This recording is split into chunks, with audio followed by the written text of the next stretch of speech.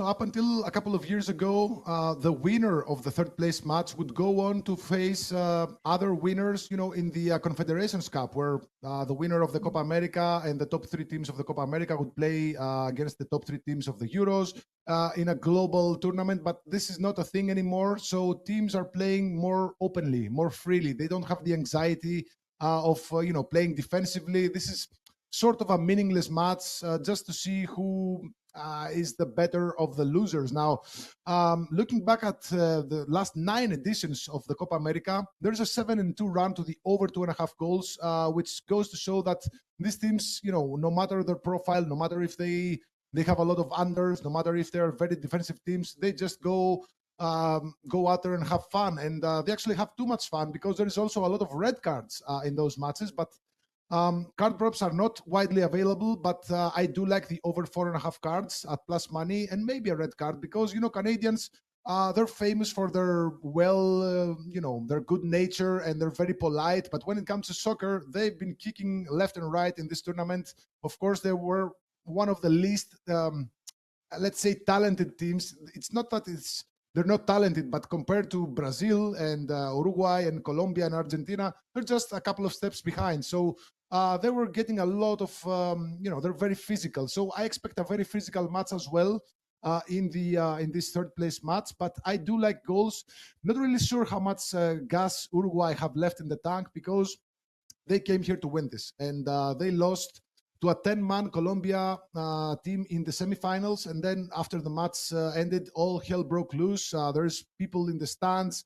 Darwin Núñez and a lot of other Uruguayan players, they jumped in the stands and they fought Colombian fans. It's, the videos are out there, but there was a good reason for it, because the Colombian fans were attacking the families of the... It was just a really messy situation. So up until yesterday, we wouldn't know if there was going to be any suspensions. Not really sure if that's the case for the future, but as of today, nobody's suspended. Everybody's going to be in there, and I think Uruguay will use their starting lineup, which is a really good lineup. And if this was a group stage match, I'd definitely take Uruguay -1. But in this case, Uruguay, again, they came here to win the tournament. Now they're forced to play for a third place. Not really sure how much motivation they have, but on the other hand, Canada, they came here as one of the underdogs, and they made it all the way to the semifinals. Of course, they lost to Argentina, but still, they have everything to prove. So I think they have everything to fight for, and I wouldn't be surprised if they manage to, give Uruguay a tough time. But if Canada play with the same passion that they did against Argentina in the semifinal, I definitely see them scoring here. I do like the over 2.75 goals at -120 in the Asian total. That's a split line between the over 2.5 goals and the over 3. It's a weird total in the sense that Canada, they played 5 matches in this tournament. All 5 went to the under 2.5 goals. And Uruguay, only the first 2 matches of the tournament against lowly Bolivia and Panama went to the over, while the rest, the other 3 matches went to the under 1.5 as well. So but they were playing very opportunistically there in the match in game 3 of the group stage against the USA. They just needed a draw or a win to top the group. They won by 1-0. Then they met Brazil in the quarterfinals. They didn't need to play a very open match. They needed to be very, very careful. It was a goalless draw within 90 minutes. And of course, in the match against Colombia, again, they played really, really careful. And they lost 1-0. So now they don't have to be careful. They surely don't want to get...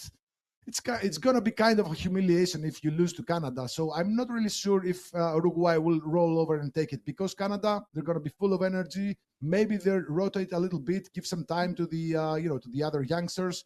But I think Uruguay are starting everybody. So I think Uruguay, it's a double-edged sword. Maybe they come here disinterested and just looking to play this final match and go home or go on vacation. But I think Canada will come here. They're going to play very aggressively.